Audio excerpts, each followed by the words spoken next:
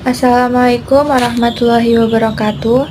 Perkenalkan, nama saya Norika Medina dengan NIM akhir 061 Gizi kelas 2B. Di sini saya akan menjelaskan tentang mekanisme indera pendengaran. Di sini ada table of content atau pembahasan. Yang pertama ada fungsi sistem pendengaran. Selanjutnya ada pengertian telinga, pengertian suara, bagian-bagian telinga, telinga bagian luar, telinga bagian tengah, telinga bagian dalam, bagaimana telinga mendengar, dan skema bagaimana telinga mendengar.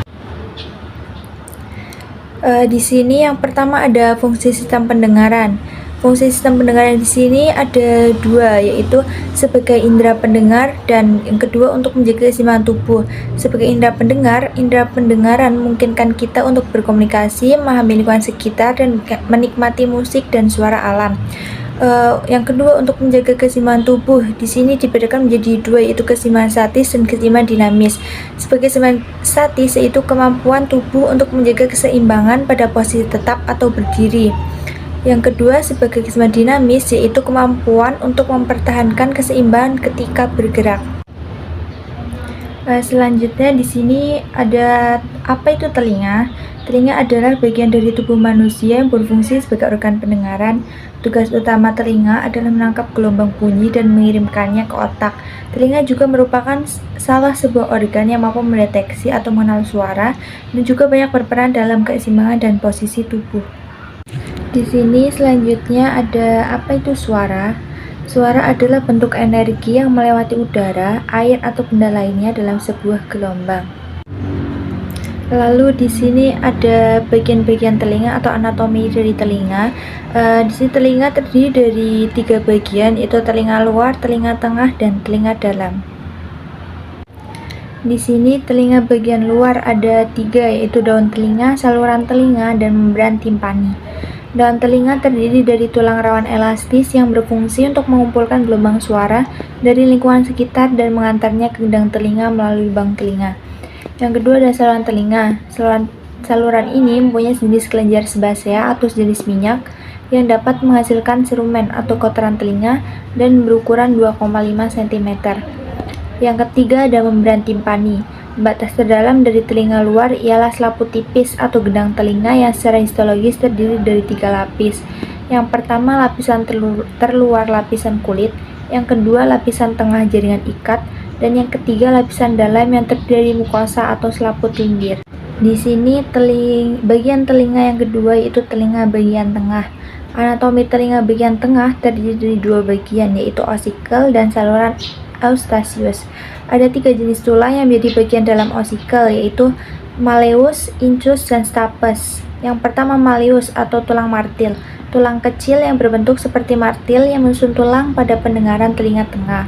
Yang kedua incus atau tulang landasan, tulang pendengaran yang menghubungkan tulang malleus dan tulang stapes. Yang ketiga stapes atau tulang sanggurdi, tulang akhir pendengaran menerima getaran dari malleus dan diantar melalui tingkap oval. Pada telinga tengah ada 2, yaitu selaput pendengaran atau gendang telinga, yaitu ketika gendang telinga akan bergetar jika ada suara yang masuk melewati saluran telinga.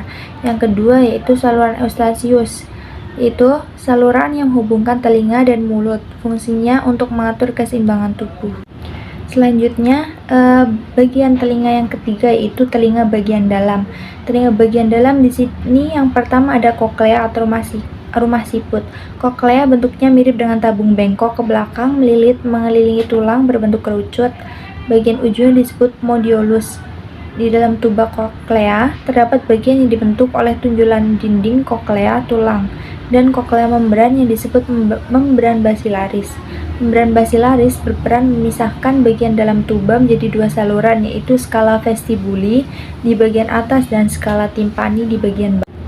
Koklea adalah pusat pendengaran dari telinga bagian dalam, organ cairan yang menerjemahkan getaran suara menjadi impuls pendengaran yang dapat dimengerti otak. Yang kedua ada saluran setengah lingkaran. Ini adalah loop berisi cairan yang melekat pada koklea dan membantu dalam mempertahankan keseimbangan. Saraf auditori ini impuls listrik yang dihasilkan oleh sel-sel saraf yang kemudian diteruskan ke otak. Slide selanjutnya di sini ada bagaimana telinga mendengar.